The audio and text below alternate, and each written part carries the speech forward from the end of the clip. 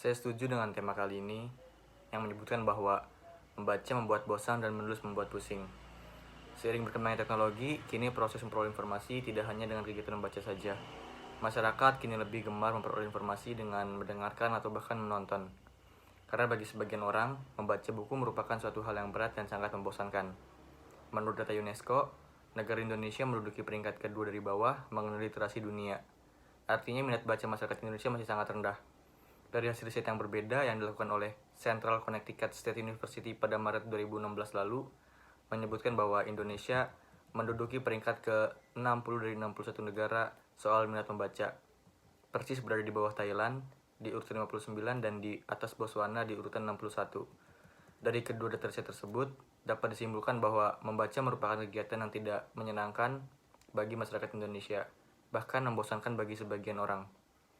Ada banyak faktor yang menyebabkan kegiatan membaca menjadi sesuatu yang kurang menarik dan membosankan, seperti genre bahan bacaan yang tidak bervariatif dan itu saja, serta konten bacaan yang terlalu kaku sehingga membosankan ketika dibaca. Faktor tersebut mengakibatkan ketidaktertarikan pada subjek yang dihadirkan dalam bahan bacaan. Maka, akan sangat sulit untuk mempertahankan ketertarikan dan motivasi dalam membaca. Selain itu, beberapa orang mungkin mengalami kejenuhan akibat terlalu banyak bahan bacaan yang tidak menarik atau monoton. Bukan hanya itu aja, semakin banyaknya pilihan yang lebih mudah dan simpel dalam peroleh informasi juga menjadi salah satu faktor yang membuat kegiatan membaca ini menjadi membosankan dan tidak menarik. Karena di zaman yang sudah modern ini, kita akan lebih mudah dalam memperoleh informasi dengan pemanfaatan multimedia yang lebih bervariatif sehingga tidak membosankan, seperti penggunaan video, audio, gambar, dan lain-lain. Minat baca yang rendah karena membaca merupakan kegiatan yang membosankan pun berdampak pada motivasi belajar seorang individu, terutama dalam hal menulis. Seseorang akan merasa kesulitan untuk menulis ketika minat baca mereka juga rendah.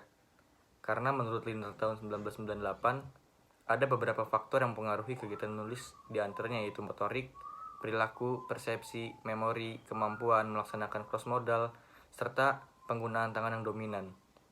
Bagi sebagian orang, kegiatan menulis ini lebih sulit dibandingkan kita berbicara secara langsung. Karena ketika kita menulis, kita harus memastikan bahwa pesan yang terkandung dalam tulisan kita dapat dipahami oleh orang lain yang akan membaca, serta memastikan sudut pandang yang kita gunakan dapat diterima oleh orang lain. Banyak orang beranggapan bahwa menulis merupakan kegiatan yang membuat pusing, karena menulis membutuhkan persiapan yang banyak serta latihan yang ekstra agar seorang dapat memiliki kemampuan menulis. Menulis merupakan kegiatan yang dapat membuat seseorang merasa pusing karena membutuhkan pemikiran yang mendalam, dan hal ini dapat membuat seseorang merasa pusing. Proses mengorganisir pikiran menjadi kalimat yang koheren dan terstruktur seringkali menjadi tugas yang rumit. Karena ketika kita menulis, kita harus melibatkan pemilihan kata yang tepat, penyusunan kalimat yang efektif, serta menggabungkan gagasan-gagasan secara logis.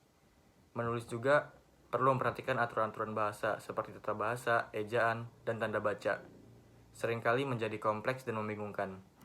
Seseorang seringkali merasa cemas akan kualitas tulisan dan penilaian orang lain sehingga membuat seseorang merasa pusing ketika menulis. Karena seseorang terjebak dalam lingkaran ketidakpercayaan diri, mereka mungkin merasa pusing karena terus-menerus memikirkan apakah tulisan mereka cukup baik dan memadai. Dan yang terakhir, menulis juga melibatkan aspek kreatif. Seseorang perlu mempertimbangkan cara untuk menyampaikan ide-ide mereka dengan cara yang menarik dan unik. Mencari gaya penulisan yang sesuai dengan menghadirkan variasi dalam penggunaan kata-kata dan kalimat dapat membingungkan dan membuat pusing seseorang ketika menulis. Seseorang mungkin merasa tertekan untuk menemukan cara baru yang menarik untuk menyampaikan pemikiran mereka. Dalam hal ini, dapat menyebabkan kebingungan dan kelelahan kreativitas seseorang. Baik, saya adalah Habib Nur Muhammad sebagai sisi kontra. Membaca dan menulis adalah kegiatan yang penting dalam pengembangan pribadi dan intelektual seseorang. Sementara beberapa orang mungkin berpendapat bahwa membaca dan membuat bosan dan menulis membuat pusing. Sebenarnya terdapat manfaat dan kepuasan yang besar dalam kedua kegiatan tersebut. Membaca adalah jendela dunia yang membawa kita ke berbagai pengetahuan dan pengalaman. Meskipun ada orang yang menganggap membaca sebagai kegiatan yang membosankan, sebenarnya hal itu tergantung pada jenis bacaan yang dipilih. Dengan memilih bahan bacaan yang sesuai dengan minat dan preferensi kita, Membaca dapat menjadi pengalaman yang sangat menarik dan memikat. Banyak genre bahan bacaan yang beragam seperti novel, fiksi ilmiah, sejarah, biografi, dan masih banyak lagi. Selain itu, membaca juga memiliki manfaat yang signifikan. Aktivitas membaca dapat meningkatkan keterampilan berpikir kritis, memperluas kosakata, dan meningkatkan pemahaman. Dengan membaca, kita dapat melatih otak kita untuk berpikir secara analitis dan mengembangkan kemampuan berargumen. Selain itu, membaca juga dapat membantu meningkatkan kemampuan bahasa dan menambah kosakata kita. Semakin banyak kita membaca, semakin kaya akan kata-kata dan ide-ide yang kita miliki. Menulis di sisi lain adalah bentuk ekspresi diri yang kuat. Meskipun ada orang yang merasa pusing ketika menulis, hal itu sebenarnya merupakan tantangan yang dapat diatasi dengan latihan dan pengembangan keterampilan menulis. Menulis juga dapat menjadi proses refleksi yang bermanfaat. Dengan menulis, kita dapat merefleksikan pengalaman, pemikiran, dan perasaan kita dengan lebih dalam. Hal ini membantu kita memahami diri sendiri, mengatasi masalah, dan mengembangkan pemahaman yang lebih mendalam tentang dunia di sekitar kita. Meskipun menulis mungkin membutuhkan waktu dan upaya yang lebih dibandingkan dengan kegiatan berbicara. Hal itu sebanding dengan hasil yang dapat kita capai. Dengan melatih dan mengembangkan kemampuan menulis, kita dapat menjadi penulis yang lebih terampil dan mampu mengomunikasikan gagasan kita dengan lebih efektif. Secara keseluruhan, membaca dan menulis adalah dua kegiatan yang penting dan bermanfaat dalam kehidupan kita.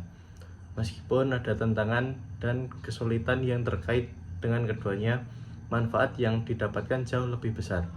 Membaca dan menulis dapat memperkaya pengetahuan kita, mengembangkan keterampilan.